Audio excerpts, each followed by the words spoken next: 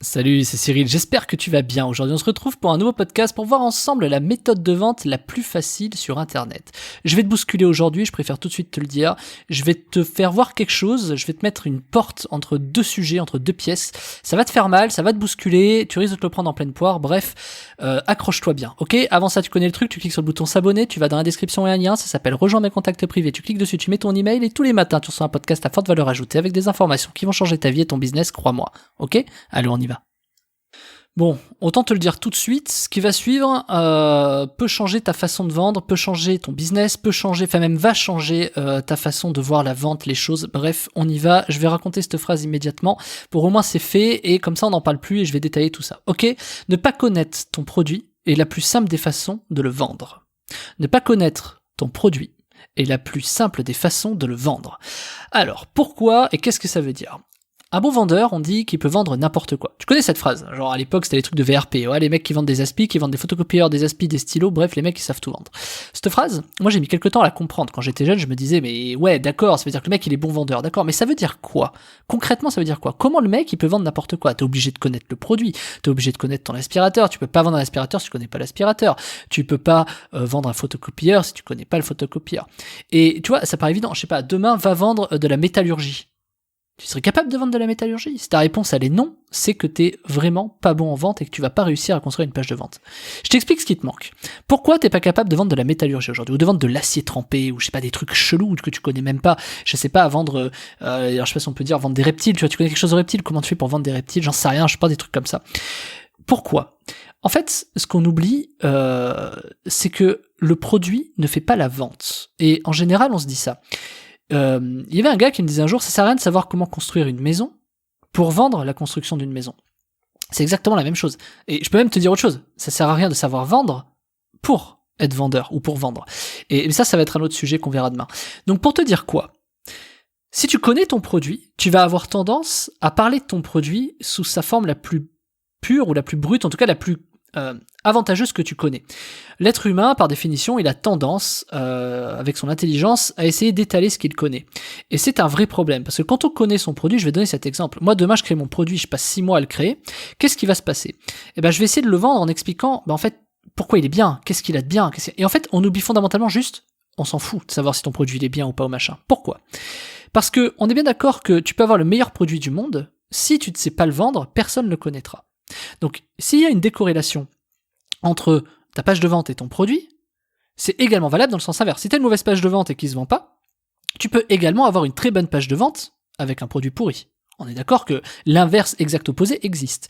Donc si tu as une très bonne page de vente avec un produit pourri, ou si tu as une très mauvaise page de vente avec un super produit, le problème, c'est de trouver cette équation en disant, donc il me faut une super page de vente avec un super produit. Mais du coup, il faut se poser la question comme ça. Si tu as une super page de vente et un mauvais produit, pourquoi est-ce que tu vends beaucoup? Et pourquoi si tu as une très mauvaise page de vente, ton produit se vend pas? Ça veut bien dire ce que ça veut dire, que même si le produit est pourri et que ta page de vente se vend bien, ça veut donc dire qu'il n'y a pas de corrélation entre la vente de ton produit et l'acquisition du produit. C'est très logique, tu vois, quand je te le dis. Enfin, je sais pas si c'est clair ce que je te dis, mais pour moi c'est très logique. Réécoute si c'est pas clair. Parce que là, je pense que je peux pas faire mieux en termes d'explication là-dessus. Du coup, si t'as compris, la question c'est de te dire, comment est-ce qu'on peut vendre quelque chose qui est pourri mieux que ne pas réussir à vendre quelque chose qui est bien? Alors, je vais pas faire trop de philo, mais tu vois l'idée. Donc l'idée, c'est de te dire sur un truc comme ça, pourquoi est-ce que je n'arrive pas à vendre mon produit? Moi, je te fais l'équation, c'est parce que ton produit, il est trop bon. Et je vais aller plus loin dans cette pseudo-équation, c'est de dire, ton produit est trop bon parce que tu es le problème. Tu as mis trop de cœur à l'ouvrage, tu crois qu'il est bon parce que, tu sais qu'il est bon parce que, tu as l'impression qu'il est bon parce que, et ça, tu vas essayer de l'étaler parce que ce que toi, écoute bien cette phrase, ce que toi, tu penses ce qui est bien pour ton produit, tu vas essayer de l'expliquer à tes prospects. Et donc tu oublies la valeur fondamentale, tu oublies le fait que juste ton prospect, c'est pas toi. Tu construis des pages d'inscription, à une époque, moi c'était en 2012-2013, je faisais des pages d'inscription et je me disais, j'avais cette réflexion de dire, personne va s'inscrire là-dessus, donc c'est ce qui va marcher. Pourquoi? Parce que si moi-même je suis convaincu que ça ne marche pas, moi je ne fais partie que d'une infime partie de la population, et toi aussi. Donc du coup, la majorité risque de s'inscrire. Moi les meilleures pages de vente que je fais, ce sont celles où je suis convaincu qu'elles sont pourries. Les meilleures pages de capture que je fais, ce sont celles où je suis convaincu que c'est les plus nulles. Et pour moi, c'est un vrai baromètre. Pourquoi ? Parce que moi, je suis dans une catégorie, une segmentation de personnes qui, tu sais, ouais, mais ça c'est une arnaque, je le prendrai jamais. Très bien. Donc c'est ce qui va marcher. Pourquoi ? Parce qu'en fait, on oublie tout simplement, à travers notre être, que ce qui fait vendre, c'est la globalité, c'est l'ensemble des gens qui vont effectuer les actions. Ce ne sont pas tes actions. Et donc, évidemment, des fois tu peux te tromper, des fois tu peux dire ok, il y a de la masse, mais ça vend pas quand même. Pourquoi ? Parce que t'as pas compris l'essence du truc. Et l'essence du truc, c'est quoi ? C'est ton client. Je m'explique, c'est ton prospect. Je suis capable de te faire une page de vente, et j'ai démontré plusieurs fois dans des podcasts précédents, je suis capable de te vendre un produit sans connaître ce que tu vends derrière. Moi, quand j'ai des clients qui me disent je veux travailler une page de vente, je veux savoir comment bien faire, je leur dis ok, je vais le faire. Et les mecs, je commence à les faire et tout, ils me disent mais tu veux pas avoir le produit ? Bah non, pourquoi faire ? Pourquoi tu veux le produit ? Pourquoi tu veux que je m'en fous du produit. La seule question que je pose, c'est ton produit résout quoi ? Voilà. À partir de là, en fonction de ce qu'il résout, je suis capable d'imaginer tout le profil client, les différents machins, bref. Donc pour te dire que c'est un peu comme faire des préventes. Ça, c'est un super exercice. À une époque, on te disait il faut faire des ventes par avance, en précommande, etc. C'est très bien, d'ailleurs ça marche toujours ça. Hein. Mais ce qui est génial dans les précommandes, c'est que finalement tu connais pas ton produit. Donc comment tu fais pour vendre quelque chose qui n'existe pas encore ? Pose-toi cette question, comment tu vends quelque chose qui n'existe pas encore ? Comment tu crées quelque chose qui n'existe pas encore ? Et en fait, c'est juste écouter le besoin des clients. Alors c'est facile dit comme ça, mais un mec est capable de vendre un photocopieur et un aspirateur. Le mec, il va pas expliquer que l'aspirateur, il tourne par 6000 tours par minute et que l'acier forgé fait que... On s'en fout. Le mec, il va expliquer que c'est l'aspirateur qui aspire le plus aujourd'hui. Du coup, ça permet de gagner un temps fou. Quand quand t'es sur le tapis, tu sais, quand tu vas gagner 5 minutes plutôt que de passer, repasser, vu qu'il aspire à fond, tu vas gagner du temps. C'est pas qu'il fait 6000 tours par minute, c'est que il est tellement peu bruyant, enfin j'ai pas le mot, il est tellement silencieux que ton gosse pourrait dormir à côté. Et tu vois, ça c'est des mots qui parlent à tout le monde. C'est ce que je disais hier en disant c'est bien de réussir à simplifier des mots parce que ça permet de vendre mieux. Et pourquoi est-ce qu'on donne ces arguments-là ?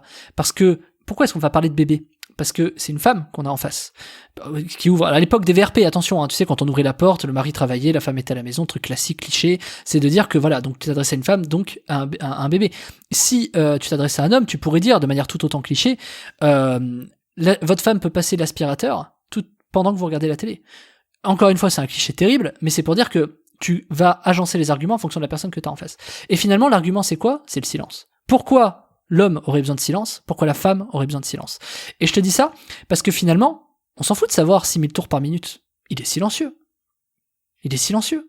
On n'a pas besoin d'avoir beaucoup de choses. Le seul truc à comprendre, c'est que même si t'as pas d'aspirateur, qu'est-ce que tu vends ? Tu vas vendre un truc, c'est quoi ? Il résout quoi ? Il résout le fait de gagner du temps dans le ménage. Ok, donc on appuie, on réfléchit à ok, pourquoi les gens ont besoin de gagner du temps sur le ménage ?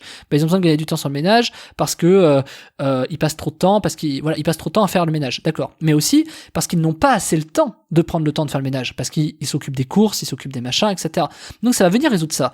Tu passes trop de temps à faire des courses et t'aimerais avoir plus de temps, t'aimerais machin. Et il y avait l'histoire des photocopieuses qui marchait très bien. Tu vends pas une photocopieuse en disant oui, ça imprime plus vite. Tu vends une photocopieuse en disant je vais multiplier la productivité de votre entreprise. Et oui, parce que si ça imprime plus vite, les gens passeront moins de temps à la photocopieuse, donc ils travailleront plus, donc ça va avoir une incidence directe sur les performances. Vends une photocopieuse en disant qu'elle imprime vite, que machin, etc. Ou vends une photocopieuse en disant que tu vas augmenter la productivité de l'entreprise. Clairement, ça va pas être pareil. Et pourtant, fondamentalement, le besoin, c'est ça va plus vite. Tu vois, enfin, l'info, c'est ça plus vite. Donc, t'as pas besoin de savoir si c'est une photocopieuse qui est rapide, qui est machin, qui est truc. T'as juste besoin d'avoir le problème que ça résout. Bah, ça résout le fait que ça imprime plus vite. Ok, après, c'est à toi d'imaginer les arguments derrière. Et je te dis ça parce que c'est un vrai exercice pour toi pour réussir à vendre de manière extrêmement facile. Et donc, sans connaître le produit, la meilleure façon de vendre, c'est de ne pas connaître le produit. Parce que si tu ne connais pas le produit, sur quoi tu vas faire, c'est ça le vrai sujet. Et je vais vraiment arrêter là-dessus. Si tu ne vends pas le produit, alors comment tu vas le vendre ? Si tu ne connais pas le produit, que tu sais pas ce que tu vends, comment tu vas le vendre ? Je te mets au défi. Et ben forcément, qu'est-ce que tu vas faire ? Tu vas faire attention aux prospects, aux clients. Donc en fait, pour savoir à quel client tu vas t'adresser, il faut savoir ce que le produit résout. D'accord ? T'es pas obligé de connaître le produit, mais il faut savoir ce qu'il résout. Par exemple, quand tu fais une construction de maison, t'as pas besoin de savoir toute la construction de la maison, t'as juste besoin de savoir pourquoi les gens achètent une maison. Parce qu'ils veulent changer de vie, changer de lieu de vie. T'as juste besoin de savoir ce que ça résout. À partir de là, tu peux appuyer sur tous les trucs. Tout ce qui est voyage imaginaire, tout ce qui est vivre dans un endroit plus mieux, etc. Enfin, tu vois, t'as énormément de trucs différents. Je vais pas te faire tout un étalage parce que sinon les podcasts vont durer 40 minutes. Mais c'est pour te dire que oui, du coup, tu te concentres uniquement sur la bonne chose, à savoir le client. Donc moi, ce que je conseille de faire en général, c'est de faire des pages de vente avant de connaître le produit. Si tu connais ton produit, ce qui est intéressant, c'est dans ce cas-là de te faire l'exercice de ne jamais parler de ton produit. Fais-toi cet exercice. Et donc du coup tu vas forcer, oui mais il est en... Ah non, je peux pas le dire. Force-toi et tu vas voir à quel point c'est colossal. Et juste ça, juste ce petit tips, juste ce petit truc, ça te permet de vendre tout de suite plus facilement. Alors oui, tu vas pas faire 40% de vente, clairement. Mais tu vas commencer à faire tes premières ventes si tu vends pas. Tu vas commencer à augmenter tes ventes si tu as une stratégie que tu as fait un peu au doigt mouillé, tu vois, fleur au fusil. Donc du coup, c'est à toi de créer ce contexte et ces techniques que je suis en train de te donner. Et si tu veux passer à un niveau maître, à un niveau master, clairement, si tu veux passer du niveau 1 au niveau 60, au niveau 80, tu as une solution qui est toute faite, ça s'appelle Copywriting Web de Fou.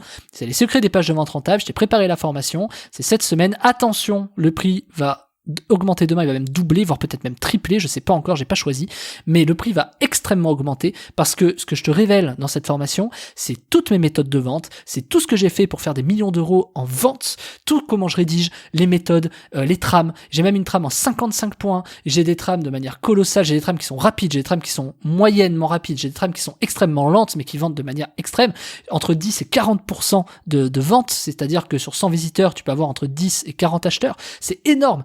Et évidemment, je te montre tout, t'as les outils dedans. Franchement, il y a tout.